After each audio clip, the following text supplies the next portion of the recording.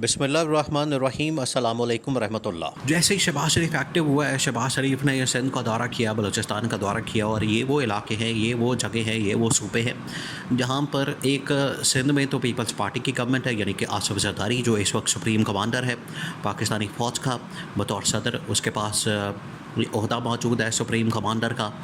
तो सदर ने अब शहबाज शरीफ ने जाके वहाँ पर डेरा डाला है और उसने जाके वहाँ पर हाथ डाला है, जो कि इस वक्त सिंध जो है वो पीपल्स पार्टी का आसिफ जरदारी का गढ़ है। वहाँ पर जाके बैठ गया। उसके बाद जाके वो पहुँचा है बलूचिस्तान में जाके अपनी पिंगें बढ़ा रहा है, अपनी सेटिंग कर रहा है, अपनी वहाँ पर मामलात सीधे कर रहा है, अपने टांके सेट कर रहा है। आसिफ जरदारी भी बाद में एक्टिव हुआ है। आसिफ जरदारी ने कहा है कि ये शहबाज शरीफ कहीं मेरे साथ अंदर ही अंदर से कोई धोखा ना कर जाए। उसकी वजह ये है कि आसिफ जरदारी को पता है कि मैंने अंदर ही अंदर से इनको किस तरह से काटा है, इनको किस तरह से मैंने सियासी तौर पर इनका खात्मा किया, इनका सफाया किया।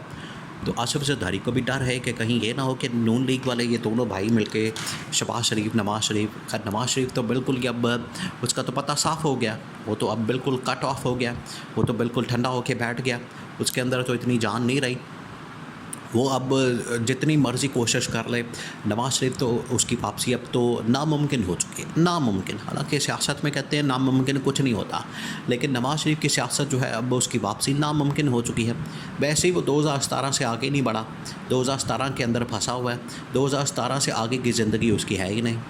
वो तो अब एक किस्म का रिपोर्ट बन गया।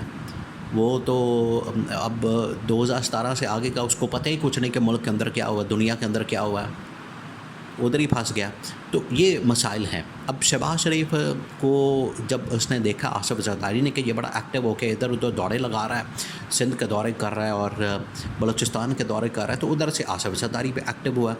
आसिफ जरदारी ने पहला जो दौरा किया वो किया लाहौर का, और लाहौर में आके आसिफ जरदारी ने अपने कारकुनों से, लोगों से, वर्करों से, सपोर्टरों से मुलाकात की।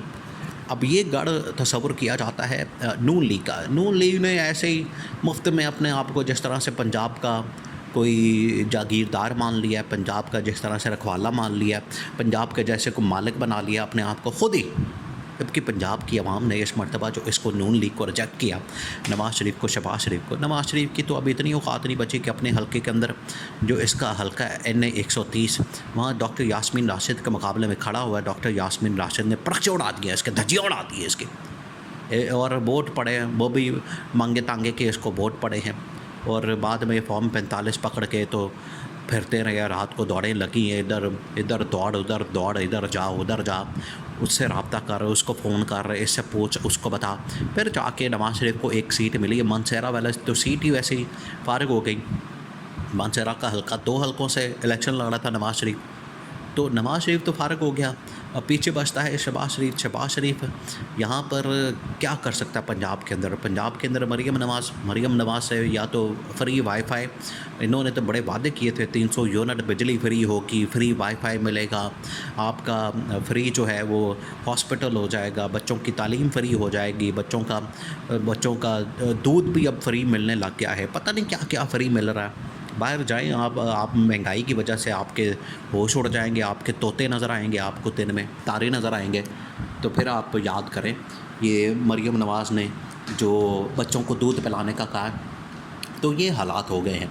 आसिफ जरदारी ने अब लाहौर के अंदर डेरे डाल लिए हैं। आसिफ जरदारी ने कहा है कि बतौर सुप्रीम कमांडर, बतौर सदर, मैंने ना सिर्फ लाहौर के अंदर डेरे डालने हैं बल्कि अब मैंने PTI के साथ रब्ता करना। वहाँ पूछा क्या कि PTI के साथ आप लोग क्यों राब्ते में नहीं हैं, PTI के साथ आप क्यों नहीं नेगोशिएट करते, PTI के साथ आप क्यों नहीं कम्युनिकेशन करते, PTI के साथ आप क्यों नहीं डायलॉग करते?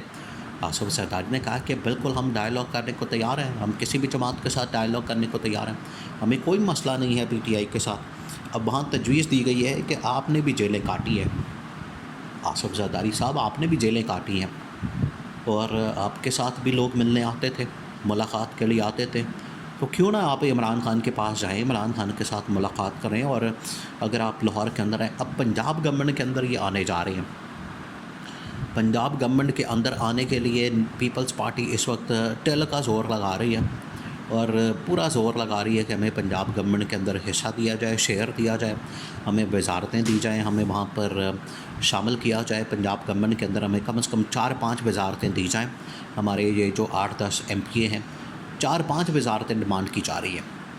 शेयर के मुताबिक तो वैसे एक भी नहीं बनती चले, क्योंकि इन्होंने तो सपोर्ट खैर किया नहीं इतना ज़्यादा, वो तो उनके पास जो उन्होंने धांधली करके अपनी सीटें निकालनी नून लीग वालों ने, उसकी बुनियाद के ऊपर मरियम नवाज़ वज़ीर आला बन गई है। तो आसिफ ज़रदारी तो बीच में ऐसे ही बस अपने आप को ज़बरदस्ती के लिए तोड़ रहा है, हालांकि उसका अब शेयर बनता नहीं पंजाब के अंदर। जैसे सिंध के अंदर नून लीग को शेयर मिला, कुछ भी नहीं मिला, छनकना मिला।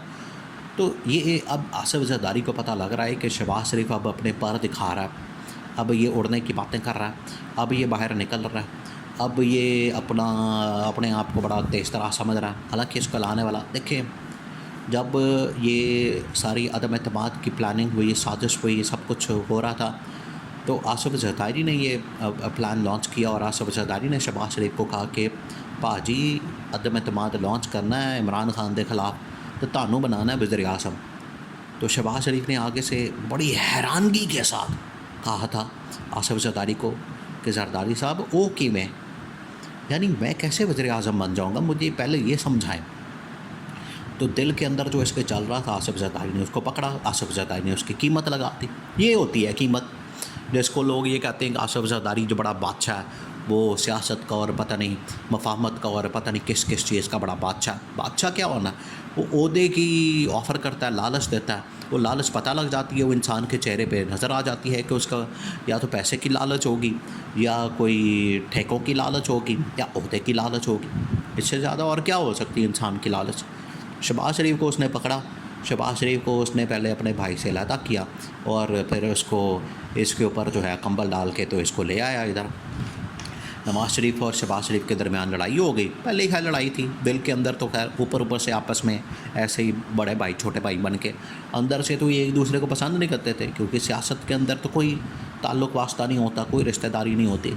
तो अब जो आसिफ ज़रदारी को ये मशवरा दिया गया इमरान खान के साथ मुलाकात का, पंजाब गवर्नमेंट के अंदर आके, पंजाब के अंदर आके, ये मरियम नवाज़ की जो पंजाब गवर्नमेंट है उसकी बड़ी नाकामी है कि इमरान खान के साथ इस किस्म का सलूक किया जा रहा है, या पंजाब के अंदर PTI के वर्कर्स के साथ, सपोर्टर्स के साथ इस किस्म का सलूक किया जा रहा है, इंतकामी कार्रवाई की जा रही है, पॉलिटिकल विक्टिमाइजेशन की जा रही है। ये इसकी करने की वजह क्या?